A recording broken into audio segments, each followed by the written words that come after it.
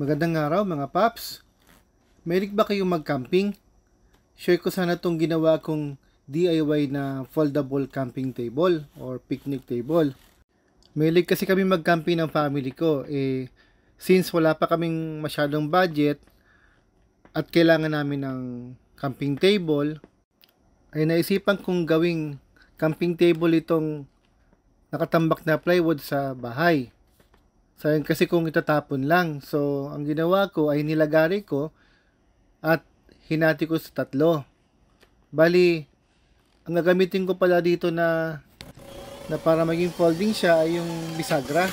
So, ayun, bumili ako ng 6 na bisagra para maging foldable. Bali, minarkahan ko muna tapos binutasan ko using electric drill.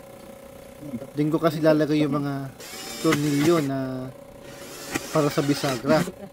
Kasi lang mga paps, sa kasamang palad ay sarado ang hardware kasi Sunday pala nung ginagawa ko tong video na to, tong table na to. So ang meron lang sa bahay ay itong riveter at mga bala niya, yung mga rivets.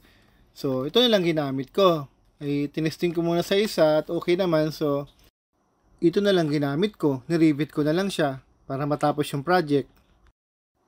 So, ito na mga paps. Pagkatapos kong i-rivet yung mga bisagra, ito na, pwede na siyang ma-fold. Yan. Ito na yung table. Ito na yung pangibabaw ng table.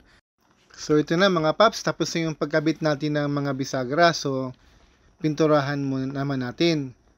May tira pa akong pintura sa bahay. Bali ito, primer. Then, pininturahan ko ng black.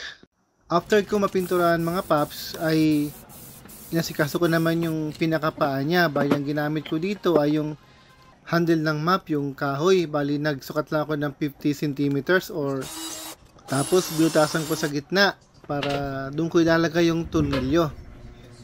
Yung tornilyo kasi mga paps, yan yung pangkabit natin dun sa pinaka-table mismo. Bali, mamaya puputulin ko na lang yung ulo, grinder ko na lang. Yan po yung papasok mamaya doon sa pinaka-nut na nakakabit naman doon sa table, sa plywood. Ito yun mga paps, mura lang to, nasa 93 pesos lang nung binili ko. Ito yung magsisilbing pinaka-lock nung paa doon sa pinaka-tabletop. Meron naman sanang tumilyo to mga paps na wala ng ulo, pero doon sa pinuntahan kong hardware wala akong makita, walang available. Ubus na daw. So, no choice kundi putulin yung pinakaulo ng tornilyo. Then ito na mga paps, nagawa ko na yung 4. So gawin naman natin yung doon sa pinaka-table. Bali, naghanap nga pala ako mga paps ng kahoy na ipang support doon sa pinaka-table. Yun nga lang, isa lang nakuha ko, so isa lang muna nalagay natin. At para pala mga paps, mailagay mo yung nut na yon, maiwan dun sa kahoy, bali kailangan mo lang higpitan yung tornilyo. Isa lang muna yung support na nailagay ko, to follow na lang yung isa or dalawa pa. At pagkatapos ko na isinunod ko naman yung pagbutas ng 4 na corners kasi ibabaon din yung nuts doon. Bali doon kakapit yung paa na may tornilyo. Doon maglalak yung mga paa ng table. So, ganun uli mga paps, hipitan mo lang para mahila nyo yung nut para bumaon yung yung matalas na part niya. Tapos, may iwan na siya ron. So, every time na gagamitin natin yung yung table, bali, ipapasok mo lang doon yung paa. Yan mga paps, okay na. So, pinturahan naman natin itong mga paa, pati yung support. Isa lang nagawa ko kasi wala nang available na pwedeng gawing support. So ito na mga paps, tapos na. Assemble na natin.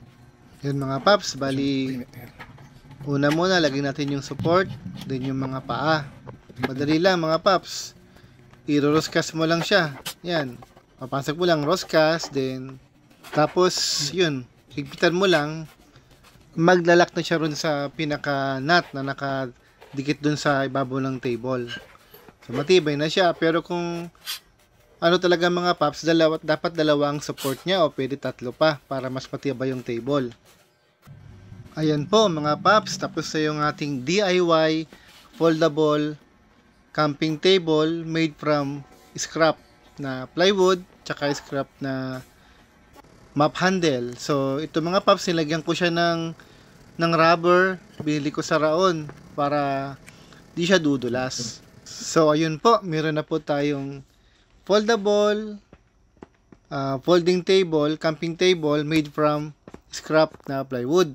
Hanggang dito na lang po ang ating video mga paps. Marami pong salamat sa panunood. Don't forget to subscribe. Thank you po.